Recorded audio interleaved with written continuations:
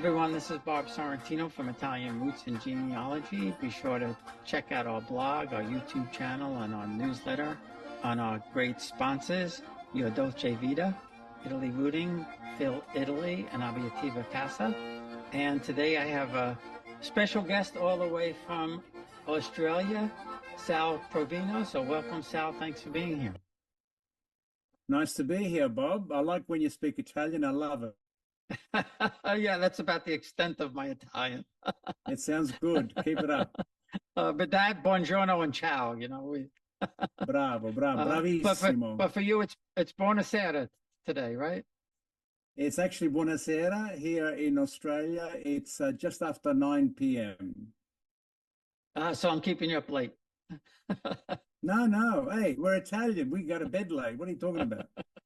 What's the matter, you, eh? So it's, I love having, I've had a few guests from Australia, and I love having people from Australia on because, here in America, especially us Italian Americans, we're very Italian American centric. So it's great to hear the stories from down under. Well, I love your accent, number one. You guys have an accent. Well, it paid off. We lived in England for 2 years, and it paid off because if somebody kind of went a little wonky on me, I would just say something in my New York accent, and that would take care of things right away. Fantastic. Well, did you want me to tell you about my family? I want to ask you, why and when did you start doing research on your family? I did research on my family, started when I was about 20, so that's a long time ago now. It's well over half a century. And I was going to a church that really believed in genealogy and keeping family history intact and that sort of thing and keeping records. But I had an interest as a little boy because although I was born in Australia, my parents thought they could relocate to Italy back in the 60s, 1963. I was 7 years old. So we went back to Italy and just meeting all my cousins and my nonna and other relatives. I just wanted to know where we're from. And there's a lovely story about my paternal and my maternal side of the family. So I thought that for my children and grandchildren, I'd like to start a type of history record. No, I didn't start that long ago. That's great that you started that long ago. Yeah. So back then it must have been, there was no internet or anything. You had to just use paper records and things, right? But it was very frustrating because I did start writing to Il Comune in different places. And unfortunately, as you know, Italy is a very bureaucratic sort of society, but people don't like to look up books and things like that and, blow the dust off the book and look at who's who and that sort of thing. So it's better done when you're there in person, I found out. So that's what I did. I've been to Italy backwards and forwards dozens of times, and that's how I got a lot of information. Yeah, and that's quite a trip from Australia to Italy, I guess, huh? Well, yeah, it's only about 20 hours. Yeah, in a plane, we have our maps here of the world in Australia depict Australia being in the middle, but in actual fact, it's at the arse end of the world, where the last thing you go to. Well, I guess every country does that, right? I suppose we do the same thing, yeah. Yeah. So your roots, if I remember correctly, your roots are in Calabria, right?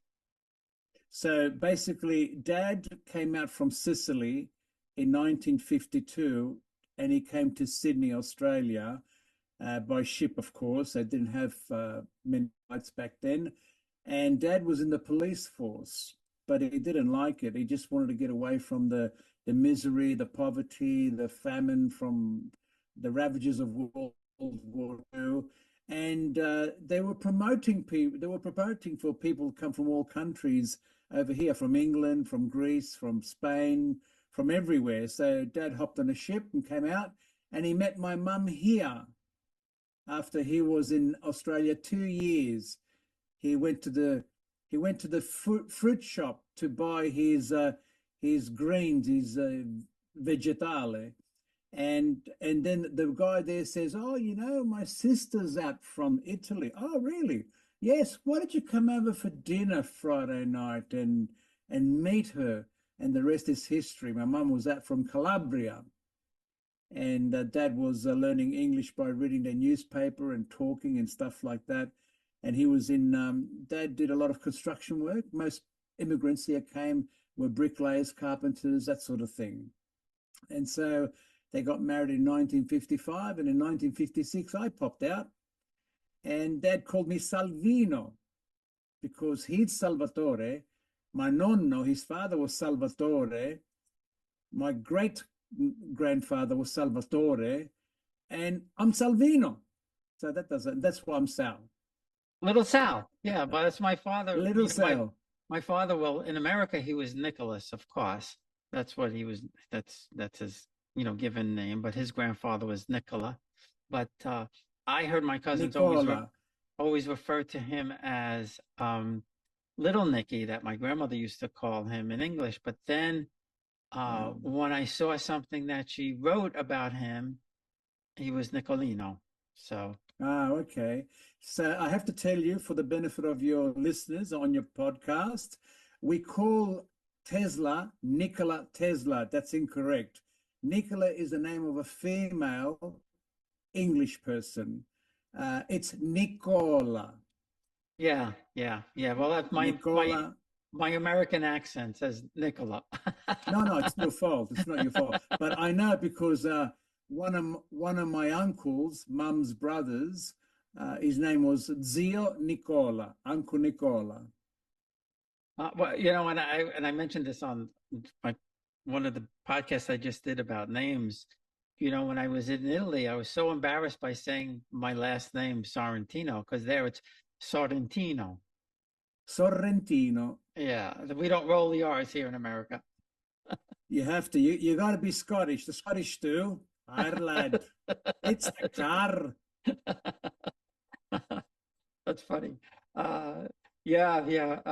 Well, what's funny about the Scots is even the English don't understand the Scottish, right? So. Well, they consider themselves to be a totally different breed anyway, which is great. Yeah, exactly. So now you I'm assuming that your parents they both spoke their dialect back then. So were they able to communicate in Calabrese and Sicilian? Okay. So Siciliano and Calabrese, the two dialects, are extremely similar because the Kingdom of Sicily, back in the old days, going back 1,000 years, were all taught the same language. The variations came out later. But Sicilian and Calabrese is pretty similar. They're about 90% compatible. Oh, so that's closer than I thought. Because my parents were from Naples and Bari, and they used to. There was a big difference there from what they told me anyway. They used to argue all the time over who was speaking proper Italian. Yeah. Well, they used to argue about anything, really. Well, yeah, that's true. So now you've done a lot of research. How far back have you been able to go? So I've been able to go back to the 1700s, but back in Italy, when I talked to my nonna as a little boy, and then my auntie, who's the only sibling of my father, Provino is my surname, and it only became Provino in the 1800s. Before that, it was Provinus. And I'll tell you the story that my auntie told me, and I put things together. And the Provino clan went to Sicily in about 1180. They were knights from Normandy who fought in the Third Crusade and then were given lands in a place called Bagheria, Provincia Palermo. And so the Provino, as my aunt told me, are a semi-aristocratic. They've lost any titles now, but they were Norman lords given lands, and that's how they became Sicilian, and that's how my dad came to be there. And so Provinus became Provino. Ah, that's an interesting story. That's an interesting story. Now, have you have you done DNA? Have done DNA, and I have some also a minor. For example, I have I'm the eldest of four boys. Mum's from Calabria, dad's from Sicily, and I have more to do with France, which is the Norman part, and more to do with also Greek. So because the Greeks at one stage held that part, the Calabria and Sicily were called Magna Grecia, the Great Greece. And I had just a tiny bit fraction from the Middle East, whereas my brother, who's darker skinned than me, and when I go to the beach and lie in the sun, I become red like a boiled lobster, whereas he becomes brown like a Lebanese boy. And so that's the difference in our DNA. And he's come up with a lot, about 75%, I think, just over 70, like nearly 80% from the Middle East. And that's why he's got that lovely complexion. Yeah, isn't that amazing? Like, my dad was, he had a very dark complexion. He was the same way.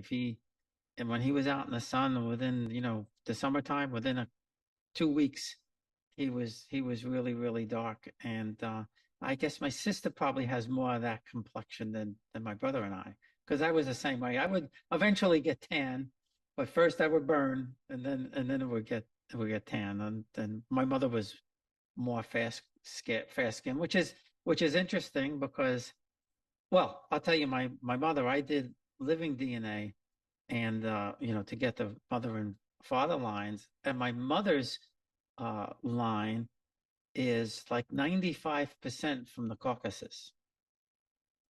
There's no Mm.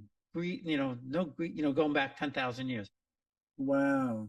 So it's really, Yeah. really something, and I can't figure it out. My father kind of has some of that Levant, and then up through mountainous areas, through Switzerland, and then into Spain, and then eventually into Italy. So they were herders and stuff like that. But yeah, I try to explain that DNA because some people get very violent when they say my DNA shows that I'm Greek and Middle Eastern and I'm 100% Italian. I don't believe it. Well, yes, I know. I know. I mean, at the end of the day, even in modern days, you have people here who say that they say to me, they say, "Which part of Italy were you born?" I said, "I was born in Sydney." "Oh yeah, but you're still a foreigner, aren't you? Why is that?" "Because you speak two languages." I said, "Where are you from?" "Oh, I'm Australian." "Hang on a second. You were born here like me, but did you come out of the ground in Australia?" "No." "Well, where are your folks from?" "Oh, that was 5 generations ago." "Yeah, but we're from England." "Well, then you're Anglo-Australian. I'm Italo-Australian, but we're all Australian, you see. So, but back in those days when there was a lot of intermingling, you had slaves that were caught in Africa, for example, and brought back to Italy or to France or to Spain, and they were slaves in the palace or serving some lord or something. And if they had children and they married someone who was, and they were half-breed children, they can be throwbacks later on. And there's a lot of stories where you know people look more Greek. Or my brother's married to a lovely girl whose family is from Sicily, but she looks more like a Greek girl because that's when the Greeks inhabited and colonized Sicily 5,000 years ago. And she's the throwback, and she looks very Hellenic. Well, yeah, and my wife she's half Sicilian and half Puerto Rican, and she's as fair skinned as you can be with very, very light blue eyes, and it's Beautiful. been, and she's got some, in her DNA, there's, some Norwegian, like 10% Norwegian, so uh, Yes. the combinations, especially in Sicily, I mean, everybody was there, so you could be almost Yeah. anything if you were born in. We're one big family, Bob. One big family. Yeah, The human race is not a race, it's a family. yeah, and back then there was the intermingling. Now it's everybody's marrying everybody. Absolutely. Back then it wasn't so Absolutely. much marrying as it was other stuff going on, but uh, that's what happened. Um, so now how about that? That was your dad's family, right? Well, how about your mom's Yes. family? Had they been in Calabria for So many years? on, on my mum's side, for example, the genetic influence is a lot of the the Byzantine, the Ottoman Empire that held Calabria for such a long time. In fact, where my mother comes from, near Catanzaro, which is one of the capital cities there, and Catanzaro is the capital of Calabria. Up in the mountains, there's a place called Santa Caterina dello Ionio. So Santa Caterina is a saint, we would say Saint Catherine, of the Ionic side of things, that side of the peninsula, the right side of the peninsula, next to the Ionic Sea. Now, the saint is depicted, a beautiful woman holding a sword, and at her feet is the head of a Turk. They call it Uturku, the Turk. But in fact, it's one of the Ottomans who he wanted to marry this beautiful woman in the village. You know that a lot of legends are created in folklore in these villages to preserve the history and the story, right? So Santa Caterina was a very forthright, like the Joan of Arc of this village. And she told this suitor to go and get lost. And he didn't like that. So a scuffle broke out, and there was fight, swords came out, and she chopped the head off the Turku, the guy, the Ottoman leader. And that's what's at her feet. So when they bring out La Madonna, and the men carry La Madonna during La Festa, whatever festa it might be, particularly the one of Santa Caterina, there she is in her full glory, holding a sword, and her foot is on a Turk's head.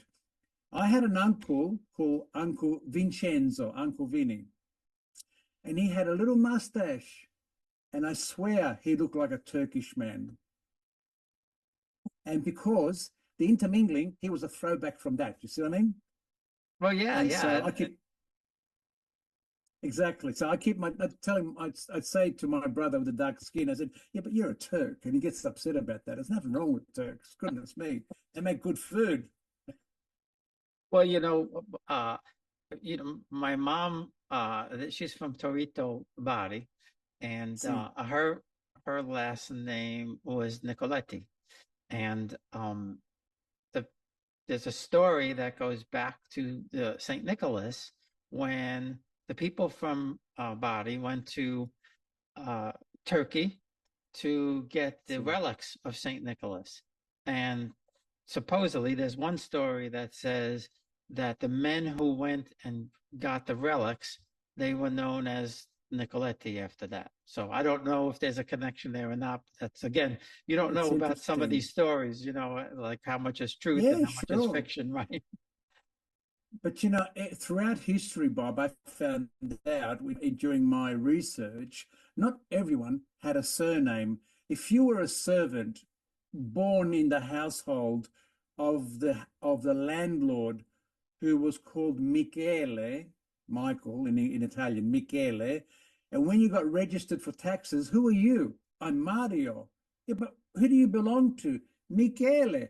Oh, so you're Mario Di Michele. And that became his surname, Di Michele, Di Francesco, Di Mario, Di Maggio. We say in the States, you say Joe DiMaggio. Mm-hmm. Joe DiMaggio. DiMaggio mean he was born in May. You see what I'm saying? The family, the original.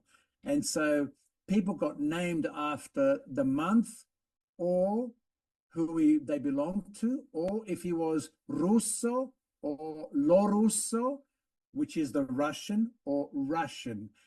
We have a prime minister here who had an Italian father. His name is Anthony Albanese.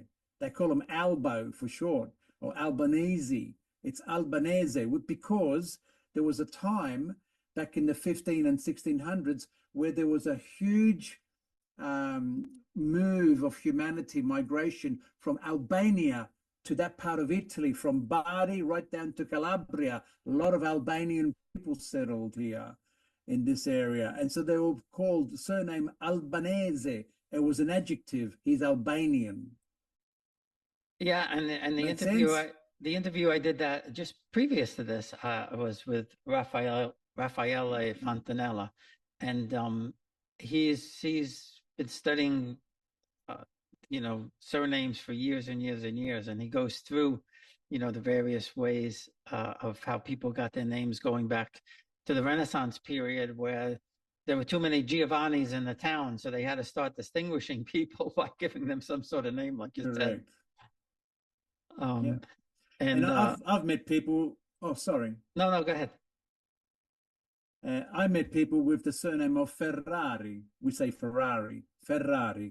And they say, oh, I'm named after a car. I said, actually, Ferrari was the ancient name for a blacksmith, because ferrum in Latin is iron, an iron worker, a blacksmith. Ferrari. So the surname Ferrari was like Smith in English, ironsmith, blacksmith, that sort of thing. Right, and you don't have now, for example, Mario Televisione. That doesn't happen. Not yet. In 200 years, we might, when there's no more television. Maybe. Well, there's 300,000 distinct surnames in Italy, so Yes. that's a very interesting thing. Now, I go back. Well, my third great grandparents were the Count of Montebello, but I could trace back to the Ruffo family, direct to the Ruffos in Catanzaro and in different places, because of my grandmother. But Calabria was our favorite place in Calabria was Sheila. That was just so amazing. Oh, Schilla's beautiful. Yeah. Gorgeous beach, Scilla. That's yeah, wonderful. and it's nice little town. The steps are a little much coming up, but Yes, it's pretty high up. I want to tell you a little story that might put a smile on your audience, and that is that when I was mid-teens, I used to take my mum to the doctor. You said Italians get to an age where they got to go and see the doctor all the time because they're not feeling right, which is like everybody else. But we're sitting down in the waiting room. It's an Italian doctor, and so you can imagine the waiting room is full of Italian people. So Dr. Rumore was his name. Dr. Rumore would come out and say, Signora Pomodoro, which means tomato. And she would get up and go in. Then he'd come out and say, oh, Signora Lattuca. So one was tomato in Italian, pomodoro, and lattuca, which is lettuce. And one bloke says, what is this, a salad? Che una insalata? Is there a salad here today, sort of thing? So going back to surnames, they can have all sorts of funny surnames. Even Coniglio, which means rabbit, which was another one. People were just laughing and making fun of it, but it was good fun. Well, yeah, and that's what's so interesting about it is that, again, some people got names back then based on, they had a big nose, they had one eye, they had this, that, and the other thing. Like I said in the other podcast, one of my favorite ones is my friend Nick, Sette Ducato, right? So 7 Ducati. So, and we were kind of like talking about it, saying, well, he said it could have been somebody who charged 7 Ducati for something, or he may have had Exactly. 7 Ducati, or he may have lost 7 Ducati. Or it could have been the 7th Duke. Yes, right. That too. We talked about that. Yes, exactly. Right. Very interesting. I love that. I love that a lot. Yeah, and and the names, like I said, the names are so very interesting. So now in this research, did you come across anybody like you said, wow, because they had a certain occupation, or they did something amazing, or maybe not so amazing? Yeah, I think that there's a bit of a story there with the Provino, my paternal side, dad's side. There was my great grandfather. He had 9 children. He had a wonderful restaurant business in Palermo, which is 14 Ks I think that's about 7 miles out of Bagheria. And he built a beautiful house as well, which is still stands and now belongs to my cousins over there because my auntie passed away. Dad passed away 2 years ago. My dad, he wasn't bad to live to be 92 and a half and was a man who smoked 60 cigarettes a day from the age of 9. And he quit probably 20 years before he died. But still, 92 and a half is pretty good innings, I reckon. And anyway, my great grandfather, he built this wonderful restaurant and place. It brought properties, and of course, there was all the hand-me-down from the time when they were Normans back then. They had lands everywhere. One of my great uncles, in a few game of cards, had lost all the properties of the Provinos. And that was a big blow. There is one of my my cousins who's Salvatore Provino, named like after the grandfather, and he lives in Rome and he's a painter, an artist, and his paintings go for $100,000 each a piece, and that sort of thing. But going back to the history that you're asking me about, I haven't been able to peg down anyone of great note, but I did find out that, for example, the time that the Provinos arrived in Bagheria, Sicily, the Normans, actually, that the kingdom of Sicily was very closely linked to the Plantagenet family, which was, Richard the Lionheart, and he had lived in Palermo for quite a while before he went off on his crusade. Oh, I didn't know that. I And didn't so realize there that. were, yeah, exactly. I've got some notes here that I'm reading out to you. Richard the Lionheart, his father was Henry II, and he was the first Plantagenet, and they really held a hold on Sicily. Why did they go to Sicily? To get rid of the Arab overlords who were there for nearly 400 years. And so it took them 30 years, but eventually they kicked out all the Muslims. The other thing that people don't realize is that La Cattedrale di Palermo, which means the Palermo Cathedral, used to be a mosque. And when you look at it, it's got a huge dome on it. And when you go outside, do you remember watching Godfather 3? Mm-hmm. Yeah. Have you seen The bad Godfather one. 3? Yes, I remember watching the bad one. Michael Corleone goes to Sicily and he meets the cardinal, and he gets a absolution there. He confesses outside in the courtyard Mm-hmm. of the church. In any case, I've been there, and people don't realize when you go through there are two different columns that hold up the arches. One was put there by the Arabs when they built the mosque. Another one next to it was installed all along the courtyard by the Normans to say that this is our church now, and they converted to a Catholic church. The two biggest cathedrals in Italy at the time were Palermo, which was one of the largest trading ports for Islam, and Napoli. Napoli has a lot of domed. They're all the old mosques that were converted to churches later. So Napoli, the port of Napoli and the port of Palermo were the two largest trading ports for Islam in the Mediterranean at a certain time. Oh, I didn't know that. And I actually trace my direct line back to Richard through my paternal grandmother because of her And that's the one connections. from Sicily. Uh, Yes. she she's half Caracciolo. Her mother was Caracciolo, and that family dates back to 950 in Naples. And I think originally they were from the Byzantine Empire also.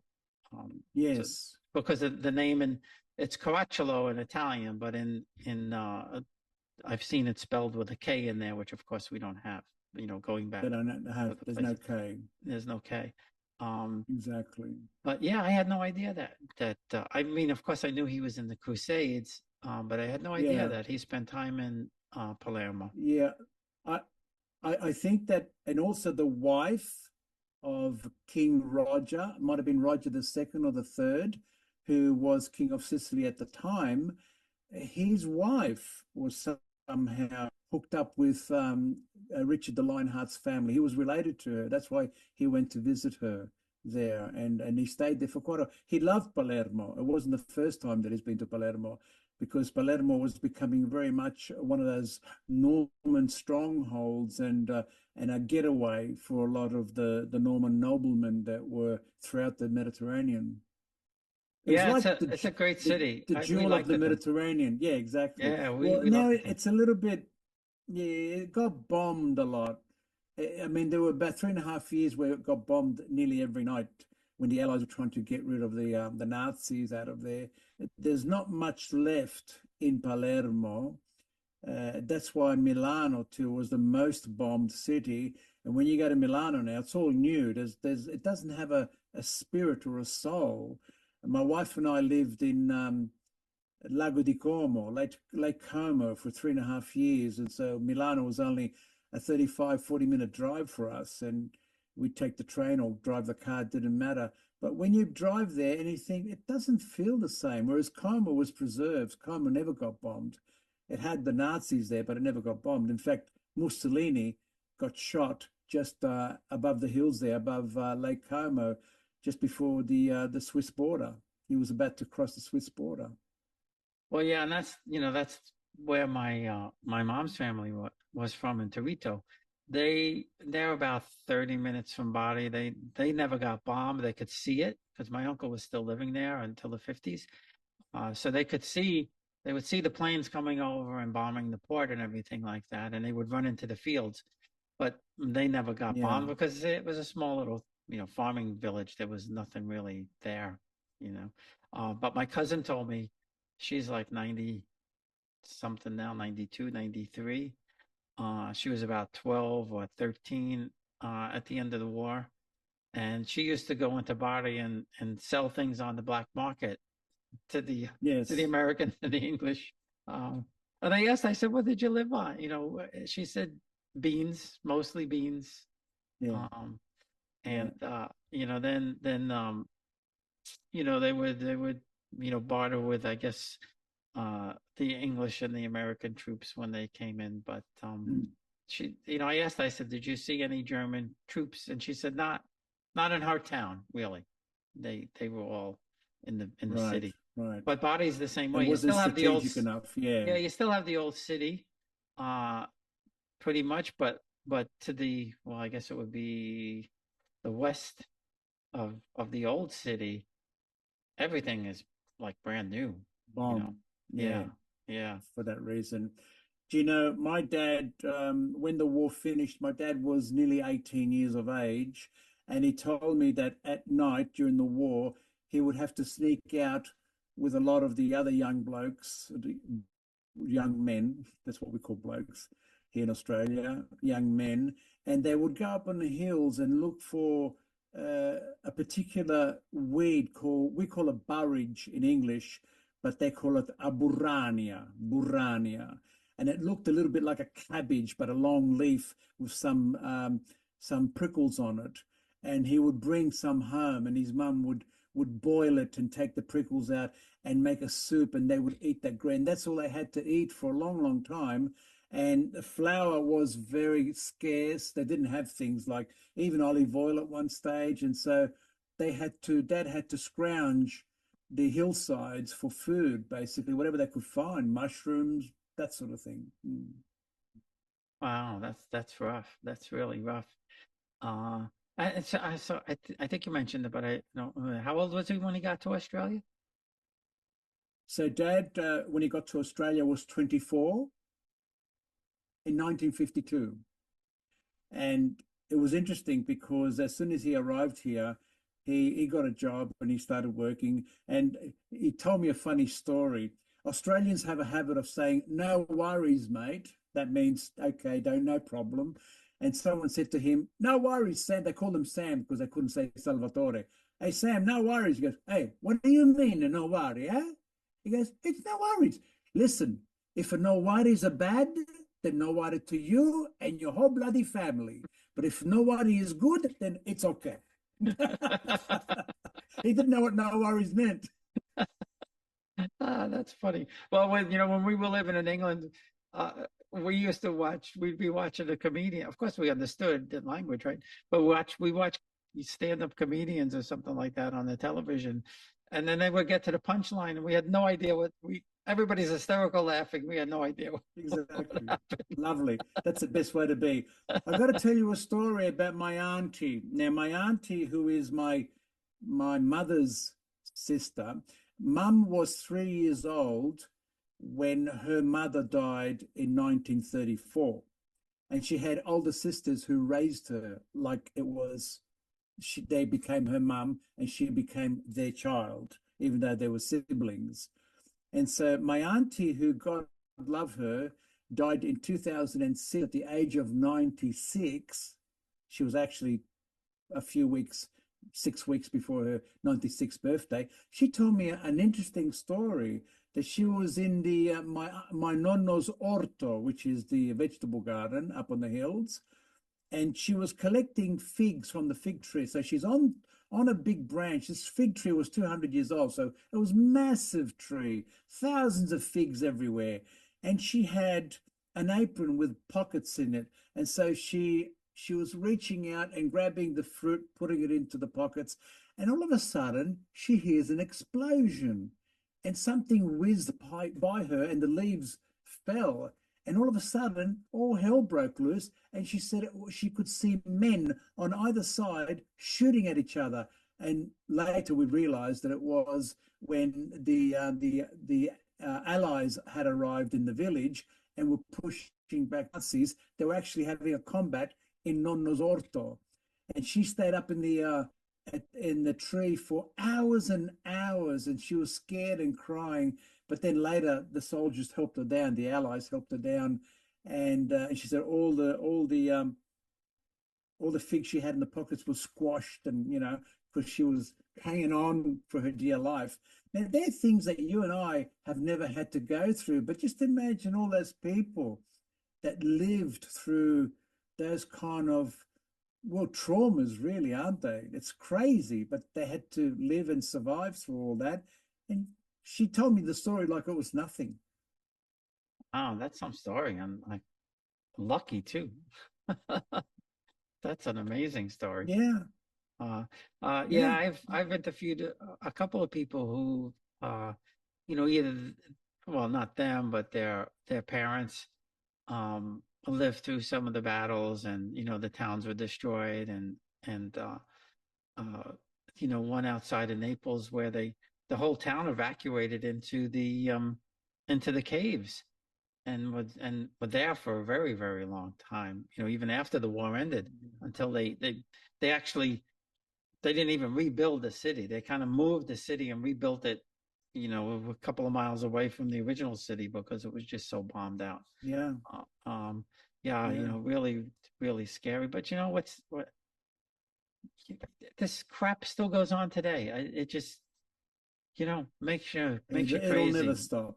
Yeah, It'll no, never stop. I But guess not.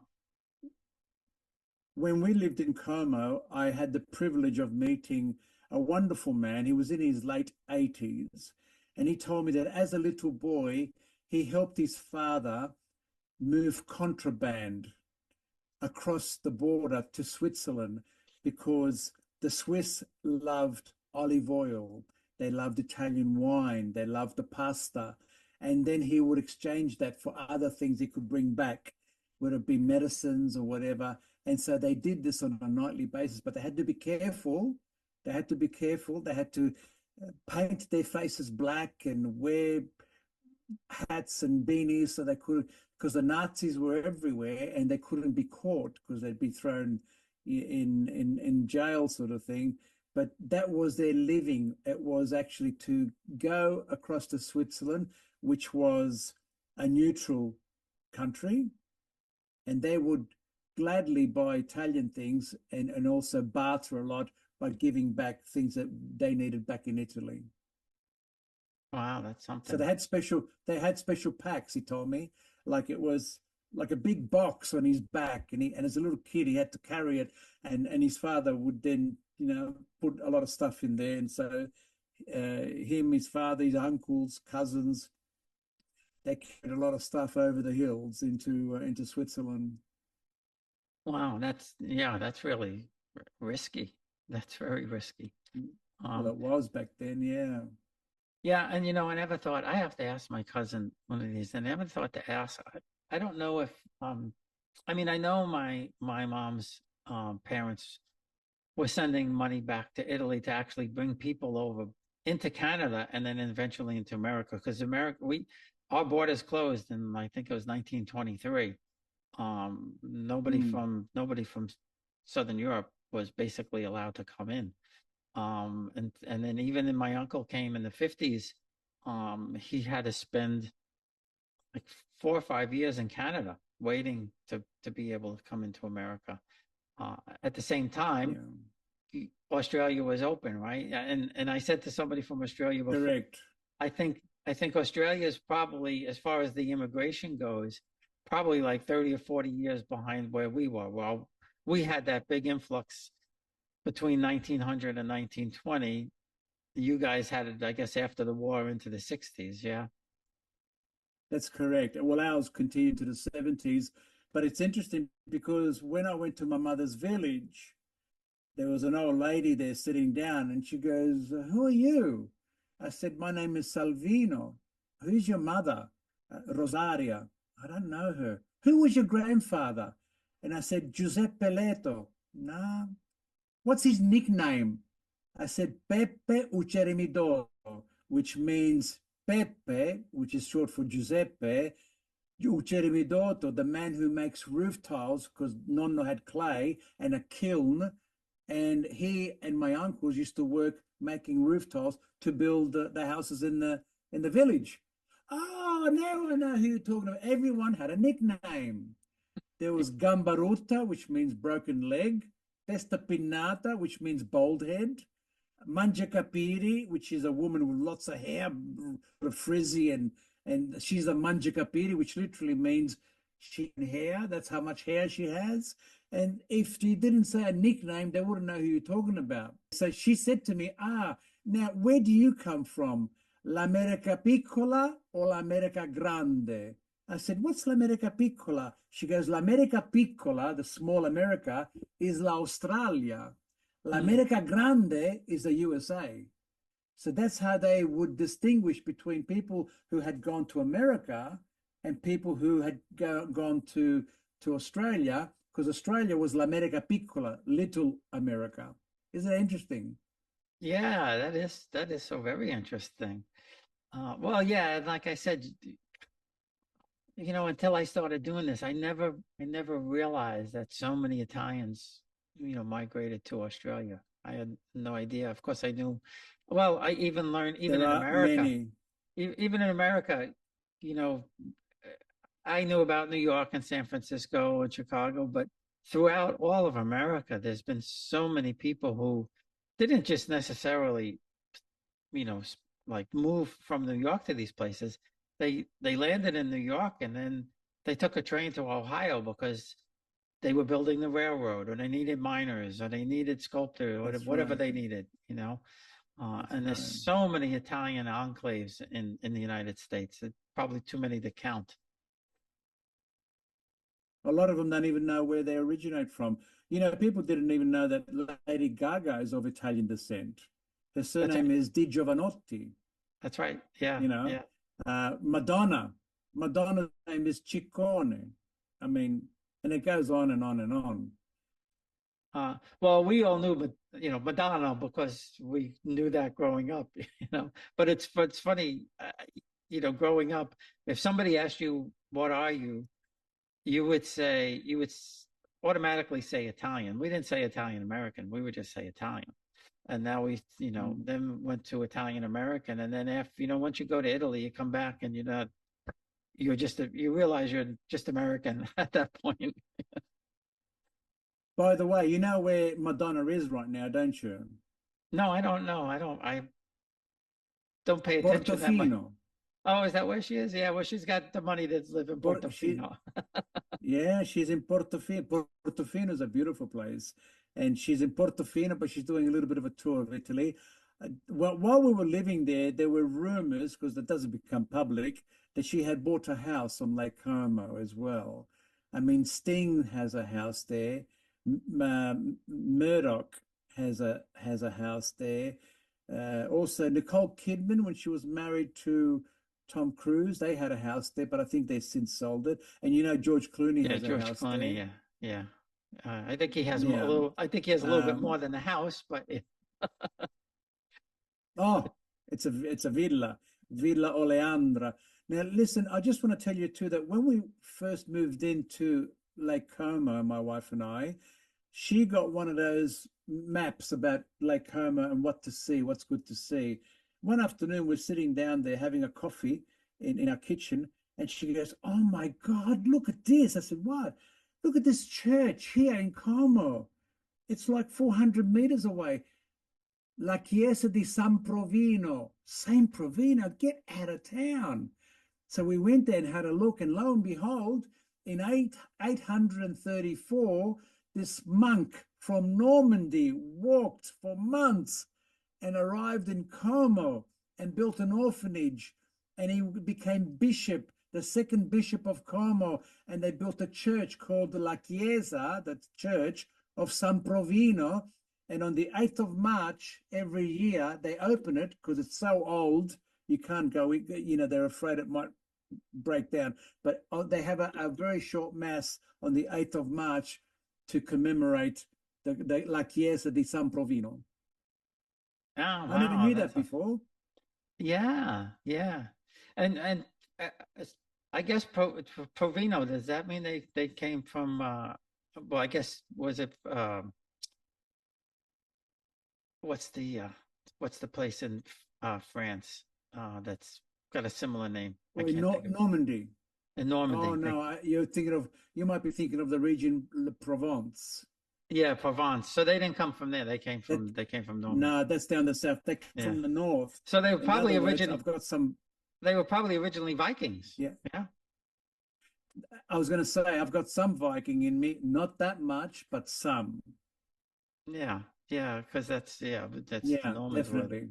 Normans were well, Yeah, at least they absolutely, conquered there. absolutely. Yeah.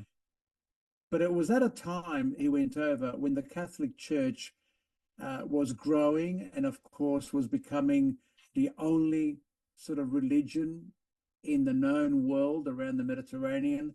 So it was a very strong order to be part of that. Mm.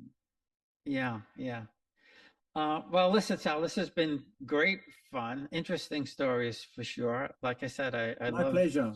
I love getting the perspective from, other countries. It's nice to meet Italians from around the world. Fantastic. Thank you for having me on here. And, you're doing a great job. Keep up the good work, Bob. That's all I can say, because, we're trying to preserve also our heritage. That's what we're really doing. And it's not just the language or the history, but it's like you said, our DNA. Whenever I go to Italy, my DNA sings.